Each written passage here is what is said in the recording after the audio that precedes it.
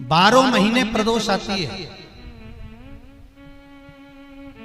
12 महीने शिवरात्रि आती है। प्रदोष को ही शिवरात्रि का भाव है। 12 महीने आते हैं। अगर व्यापार ना चले, दुख तकलीफ ज्यादा हो, कष्ट ज्यादा हो, बहुत टेंशन जिंदगी में चल रहा है, कोई काम हो ही नहीं रहा, कोई दिक्कत ही दिक्कत है, व्यापार सही ना चल रहा हो, कष्ट ही कष्ट हो, और यहां तक है अगर बीमारी ने भी घेर रखा हो और बहुत जिंदगी में दुख चल रहा हो, कहीं मत जाना। प्रत्येक महीने प्रदोष आती है, हर महीने शिवरात्रि प्रदोष आती है। 1 लोटा पानी, 5 बेलपत्र,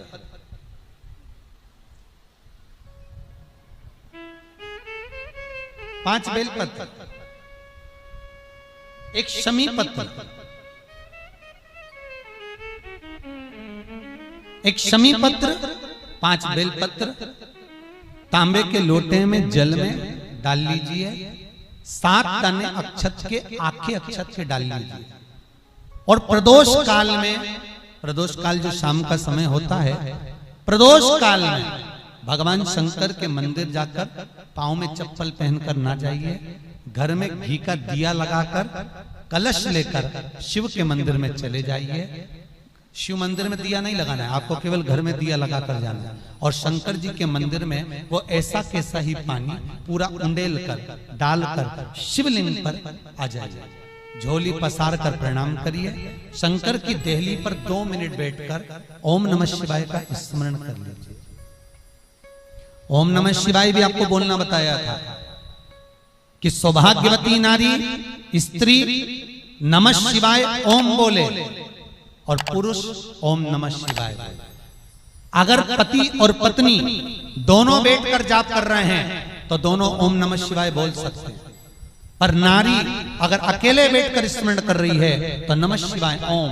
आप जब नमः शिवाय ओम बोलना चालू करेंगे तो ओम अपने आप ही आगे आ जाएगा। बोल कर देखिए, नमः शिवाय ओम, नमः शिवाय ओम, नमः शिवाय ओम, नमः शिवाय ओम, नमः शिवाय, नमः शिवाय से चालू करा, ओम अपने आप आगे आ जाएगा। पर पुरुष जब जब जाप करे ओम नमः शिवाय बोले।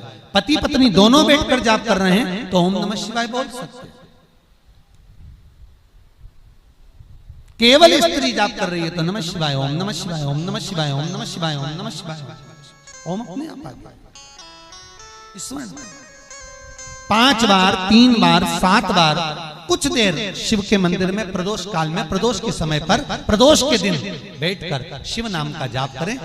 जल का पात्र वापस घर में ले आए और बड़े प्रेम से अगले महीने फिर प्रदोष के दिन, फिर प्रदोष काल में शिव के द्वारे जाएं, फिर विनती करें। कहीं मत जाना, केवल शंकर की शरण में जाना, उससे कहना, उससे निवेदन करना, मुझे विश्वास है मेरे शंभु पर। स्कंद पुराण कहती है, शिव महापुराण कहती है, अगर आपने 2 या 3 या 4 प्रदोष ही कर लिए तो मेरा महाकाल बाबा आपकी झोली तो भर ही देगा खुशी से। 2, 3, 4 बस बहुत। पूरे साल की तो आप करना, छोड़ना मत ही। अगर बाबा देवी दे तो पूरा साल तो करना ही करना, बीच में नहीं छोड़ना बाबा। कई बार स्त्रियां सोचती हैं कि बीच में रजस्वला धर्म आ जाता है तो हम नहीं जा सकते, तो घर का कोई व्यक्ति जाए। पर करना पूरे महीने की, मतलब हर महीने में एक बार कैलेंडर में जाके निशान लगा लो, लिखा हुआ रहता है प्रदोष, निशान लगा लो कि इस दिन मुझे जाना है शिव मंदिर, नमन करना, अपनी दिल की बात बाबा भोलेनाथ से कहना, अपने मन का बात मुझे शिव से कहना, बस विचार कर लिया कह। और मैं निवेदन करूंगा, जितने लोग जल चढ़ाएंगे और दिल से अगर आपने मांगा है तो बाबा आपको इतना धन तो जरूर देगा कि एक बार शिव महापुराण आप भी कराएंगे, ये पक्का। बाबा इतना तो देगा, ये विश्वास से कहता।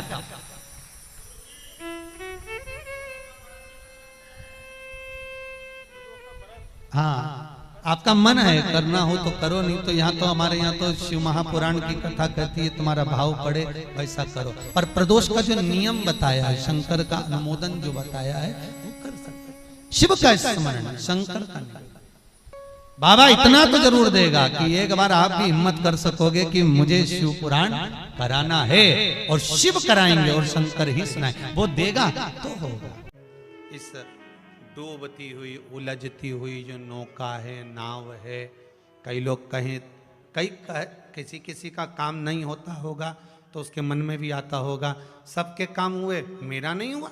हो सकता है कर्म का खेल थोड़ा भारी हो, बाबा को काटने में फाइल में से नाम इतनी जल्दी कटता नहीं है, बहुत दम लगाना पड़ती है। शंकर भगवान को भी कहना पड़ता है ब्रह्मा जी को कि कर रहा हूं। ब्रह्मा जी बोले इसका भाग्य मत पलट देना, बहुत बेकार कर्म कर कराया। शंकर जी बोले पानी चढ़ाता रहेगा तो मेरा शिवलिंग भी गलता रहता है, तो फिर सिग्नेचर भी तो गलेंगे। रुक तो सरिए तू जरा, इसने जो कर्म करा है इतनी जल्दी फाइल को छुपाना दम चाहिए, केस भारी है। और चारों तरफ हाहाकार मच रहा है। जो तुमने पूर्व में कर्म करा है वो कर्म तो तुमने ऐसा कर दिया अपने को मालूम नहीं, पर जो कर्म कर कर आए हो उस कर्म का भोग तो मनुष्य के शरीर में भोगना है। पर सारे पाप तुम्हारे चारों तरफ से हाहाकार कर रहा है, ये पापी है, इसने ये करा, इसने वो करा, पूर्व में इसने ऐसा करा वैसा करा, तो अब इतनी हाहाकार मच रही है। अब देखो किसी व्यक्ति के लिए इतनी हाहाकार मचे तो लोग सोचे कि आखिर बात क्या है, तो वहां पर पहुंचे लोग बात करने के लिए, आखिर हुआ क्या, क्या हो गया, फिर फाइल देखो, ये देखो, वो देखो, होए तो उसी तरह हाहाकार मच रहा है सब दूर से। तो भगवान शंकर भी कहते हैं थोड़ा समय लगेगा, चिंता मत कर, तू भक्ति मत छोड़ना, छोड़ मत देना, एक लोटा पानी बिल्कुल मत छोड़, जपे जा, लगे जा, करे जा। अगर तेरे घर में लक्ष्मी नहीं आ रही हो तो कमल गट्टे को पानी में डाल, शिव जी को चढ़ा करा। कमल का फूल बाजार में मिल रहा हो, जब तक कमल का पुष्प बाजार में मिले तब तक एक कमल का पुष्प सोमवार की सोमवार शंकर को चढ़ाना चालू कर दे। सोमवार को नहीं चढ़ाए तो प्रदोष को चढ़ा, पर शंकर की भक्ति कर। और कमल का फूल ना मिले तो कमल गट्टा पानी में डाल, उस पानी को शंकर पर चढ़ा, पर चढ़ा देख, क्योंकि शिव के चरणों में रहने के लिए माता ख्याति ने लक्ष्मी देना चाहिए, और लक्ष्मी जी को भगवान शंकर ने नारायण को दे दिया। अगर वही कमल के पुष्प पर लक्ष्मी का निवास होता है, इसलिए दीपावली पर कमल का फूल शिव जी को, भगवान माता लक्ष्मी को समर्पित होता है। कमल का पुष्प मेरे भगवान विष्णु ने शंकर भगवान को सावन के महीने में 108 दिए थे। वो पुष्प का फल इतना मिला कि भगवान विष्णु को सुदर्शन चक्र मिल गया था। सुदर्शन चक्र किसका था? भगवान शंकर का। वो चक्र भगवान विष्णु को दिया। ले लो, तुमने कमल के फूल चढ़ाए 108, ये कमल का पुष्प चढ़ाने का फल ये कि अपना सुदर्शन चक्र तुमको देता हूं, दुष्टों का संहार करना ये आपको देता हूं। भगवान विष्णु सुदर्शन चक्रधारी हो गए। केवल कमल का पुष्प चढ़ने से भगवान नारायण को लक्ष्मी प्राप्त हो जाती है, इसलिए लक्ष्मी जी की प्रियता कमल का पुष्प है। वो कमल के पुष्प का जल, कमल का जल या कमल गट्टे का जल शंकर पर आप प्रदोष की प्रदोष, सोमवार की सोमवार, नहीं आ रही ना लक्ष्मी, पैसा नहीं आ रहा, अब आपने सब दूर माथा टेक लिया, चढ़ाना चालू करो। एक कमल गट्टा पानी में डालो, उस पानी को शिव जी को चढ़ाओ, चढ़ाइए, मिल जाए कमल का फूल। जब तक मिल रहा है, अभी ठंडक में तो मिल ही जाता है, कमल का पुष्प मिले, मंगवा लिया, चढ़ा दिया, सोमवार की सोमवार, नहीं तो प्रदोष की प्रदोष चढ़ाओ, 5-6 प्रदोष करके देखो, कहीं सीवर वाला महाराज झूठ तो नहीं बोल रहा, देखने में क्या जाए। ना सीवर वाला महाराज कहीं जा रही है, ना तुम कहीं जा रहे हो, आ जाना वापिस सही कुबेरेश्वर धाम। तो चढ़ाओ, शिव की आराधना करो, शंकर की भक्ति करो, और एक दृढ़ता से करो।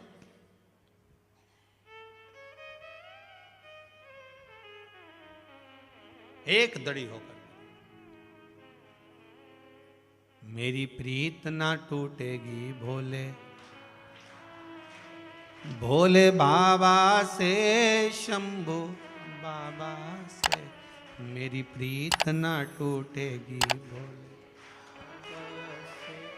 कोई रोक के बताए, कोई टोक के बताए, अभी पालानी पड़ा है भोले बाबा से। भगवान शंकर की भक्ति में रहकर दड़ी होकर शिव की आराधना में डूबो, तो हमें ऊपर की भक्ति नहीं करना है। गए और त्रिपुंड लगा लिया, गए और भस्म रमा लिया, हमें ऊपर से नहीं करना।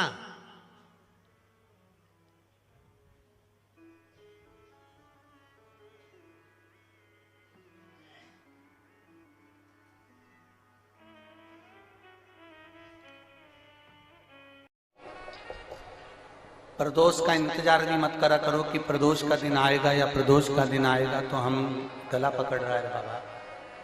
प्रदोष का दिन आएगा तो हम भगवान शंकर को प्रदोष के समय में, शाम के समय पर हम बेलपत्र, शमी पत्र, चावल समर्पित करेंगे। आप तो प्रयास करा करो, कभी अगर मौका मिल जाए तो प्रदोष काल में, प्रदोष के समय पर एकांतेश्वर शिवलिंग मिल जाए, कहीं एकांत में कोई शंकर भगवान का शिवलिंग मिल जाए, एक बेलपत्र लो, उसके ऊपर एक शमी पत्र रख लो, एक चावल का दाना रख लो, अपने मन की बात बाबा से कहकर श्री शिवाय नमस्तुभ्यम बोलकर शंकर भगवान की अशोक सुंदरी वाली जगह पर स्पर्श कराकर वही शमी पत्र, वही अक्षत का दाना, वही बेलपत्र शंकर भगवान के शिवलिंग पर उसको समर्पित कर दो। समर्पित करते समय ये जो डंडी का मुख है, ये जहां जलाधारी होती है, पानी बहता है, उस ओर डंडी का मुख होना चाहिए। जिधर पानी बह रहा है उधर से करो।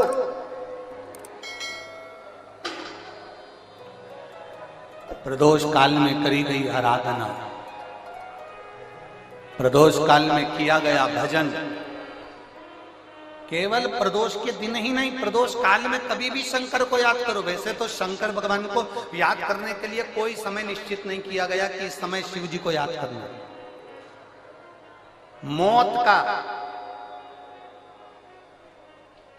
का और महाकाल का आने का समय कभी निश्चित नहीं होता।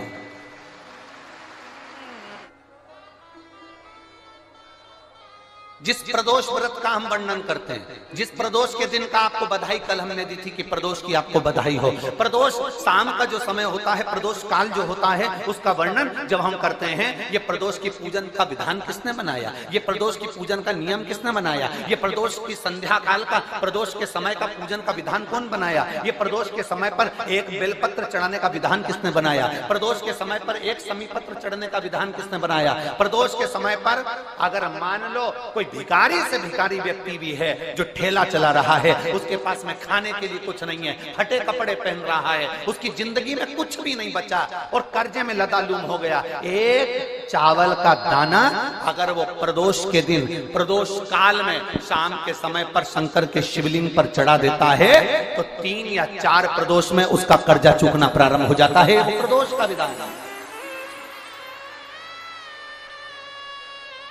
इतना ये प्रदोष का वर्णन करा किसने, इतना प्रदोष की महत्वता बताई किसने, कौन करे इतना वर्णन। अगर प्रदोष की महत्वता बताने वाला कोई है, इसीलिए मेरे शंकर भगवान माता सती को लेकर कुंभज ऋषि के यहाँ, अगस्त ऋषि के यहाँ कथा सुनने के लिए गए थे, क्योंकि उनके बराबर कोई शंकर के महत्व को बता नहीं सकता और प्रदोष के महत्व को नहीं बता सकता। सती मैया को प्रदोष का महत्व बताने के लिए शंकर सती जी को लेकर कुंभज बाबा के यहाँ गए थे, अगस्त ऋषि, कि प्रदोष के महत्व को तो जानो सती, तुम प्रदोष के महत्व को तो सती जानो, तुम प्रदोष के महत्व को तो सती पहचानो कि प्रदोष का महत्व क्या होता है, प्रदोष काल का महत्व क्या होता है, प्रदोष के समय का महत्व क्या होता है। जिस समय पर सूरज डूब रहा हो, चंद्र प्रकाशित हो रहा हो, दोनों का मेल हो रहा हो, ना तो पूरा सूरज डूबा है, न पूरा चंद्र आया है, ना पूरा अंधेरा है, ना पूरा उजाला है, उस समय को प्रदोष काल कहा गया, उस समय को प्रदोष का समय कहा, प्रदोष काल कहा। अब कई लोग हमसे कहते हैं गुरुजी आप हमको प्रदोष का समय बताया करो कि प्रदोष काल किसको कहते हैं, प्रदोष का समय किसको कहते हैं।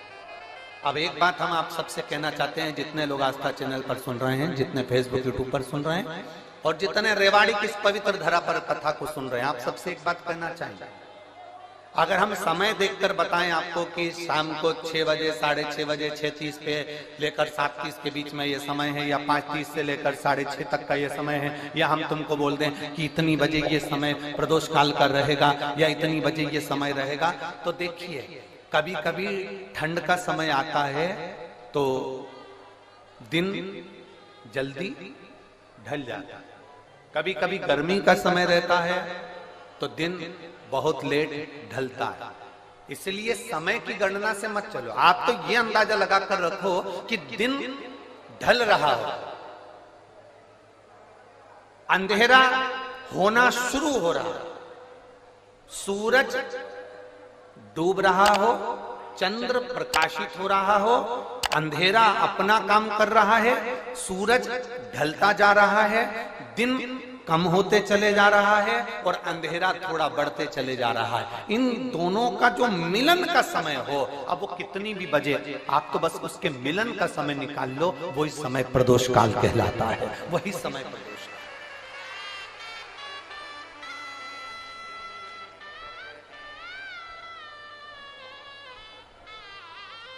अब प्रदोष काल की पूजन का विधान किसने बनाया? कोई आपसे पूछे तो क्या बताओगे? जम के बोलो जल्दी से, कौन ने बताया था? अगस्त ऋषि। सबसे पहले प्रदोष की पूजन कौन ने करी थी? अब कोई आपसे पूछे तो आपको उत्तर देना है। 12 ज्योतिर्लिंग में से एक ज्योतिर्लिंग है ओमकारेश्वर। कौन सा ज्योतिर्लिंग है? सब बोलो। ओमकारेश्वर। विंध्य नामक पर्वत पर वो ज्योतिर्लिंग विराजमान।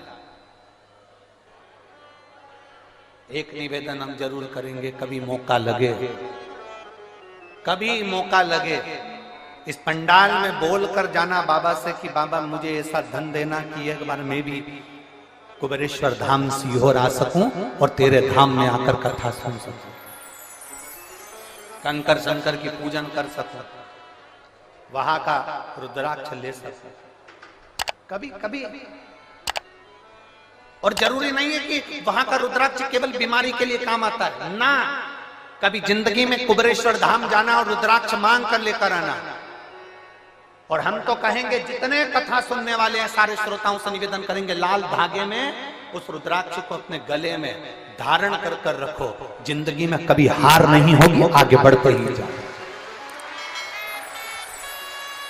चाहे महिला हो चाहे पुरुष हो, चाहे महिला हो चाहे पुरुष हो, गले में रुद्राक्ष होना जरूरी है। पहनो। कई लोग कहते हैं हम तुलसी की माला पहनते हैं, रुद्राक्ष पहन सकते, क्यों नहीं?